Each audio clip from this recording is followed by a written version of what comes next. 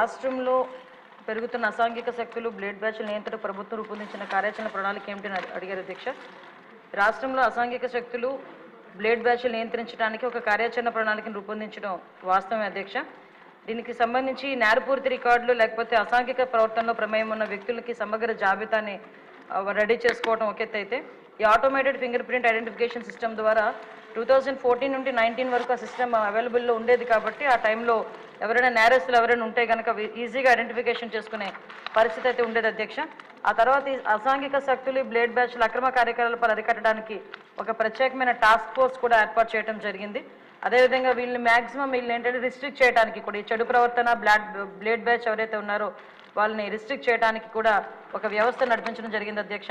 అదేవిధంగా వాళ్ళు రిపీటెడ్గా చేస్తే కనుక వాళ్ళ మీద పీడీ యాక్ట్లు పెట్టడం కానీ, అదేవిధంగా రౌడీ షీట్స్ ఓపెన్ చేయడం కానీ, అదేవిధంగా ఒక సస్పెక్టెడ్ ఫెలోస్ ఎవరైతే ఉంటారో వాళ్ళ ప్లేసెస్లో తనిఖీ చేయడం కానీ, ట్రాకింగ్ కానీ, నిఘా కానీ ఇవన్నీ కూడా ఏర్పాటు చేయడం జరిగింది అధ్యక్ష.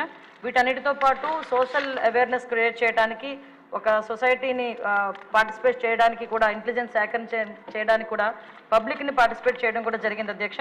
అదేవిధంగా ఒక అవగాహన కార్యక్రమాలు కూడా ఏర్పాటు చేసుకొని ఇటువంటి బ్లేడ్ బ్యాచ్ కానీ అసాంఘిక శక్తులు ఎవరైతే ఉన్నారో వాళ్ళందరికీ కూడా ఒక మోటివేషన్ కార్యక్రమం ఏర్పాటు చేయడం ఒక ఎత్తు అయితే, అలాంటి వాళ్ళు చేస్తున్న సమయంలో భయపడకుండా పోలీస్కి ఇన్ఫర్మేషన్ ఇవ్వడానికి, అదేవిధంగా వాళ్ళకి ఒక నిఘా యంత్రాన్ని కూడా మేమందరం కూడా ఏర్పాటు చేయడం జరిగింది అధ్యక్ష.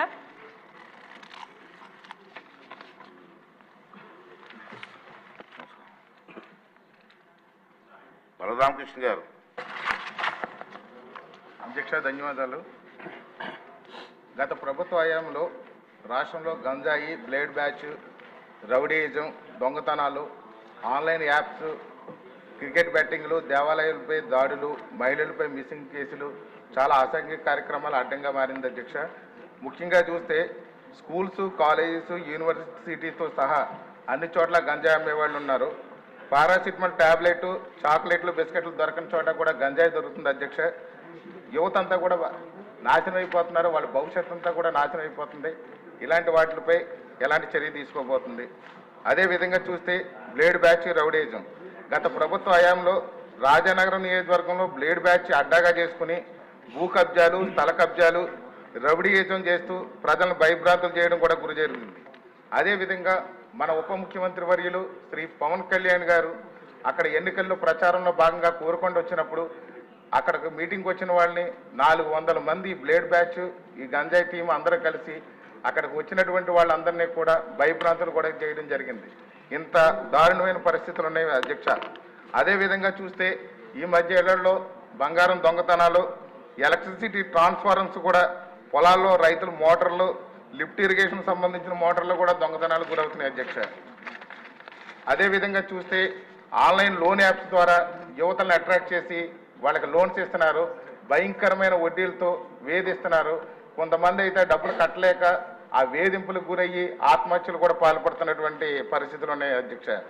అదేవిధంగా చూస్తే క్రికెట్ బెట్టింగ్లు పెచ్చిమీరిపోయి ఈ క్రికెట్ బెట్టింగ్ల వల్ల యువత అంతా నాశనం అయిపోతున్నారు. తల్లిదండ్రులు అందరూ కూడా భయాందోళనకు గురవుతున్నారు అధ్యక్ష.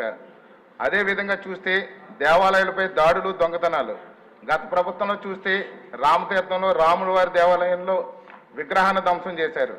విజయవాడ కనకదుర్గమ్మ అమ్మవారి వెండి రథాలు దొంగతనం గురైనవి. అంతర్వేది లక్ష్మీ నరసింహస్వామి రథం తగలబెట్టేశారు.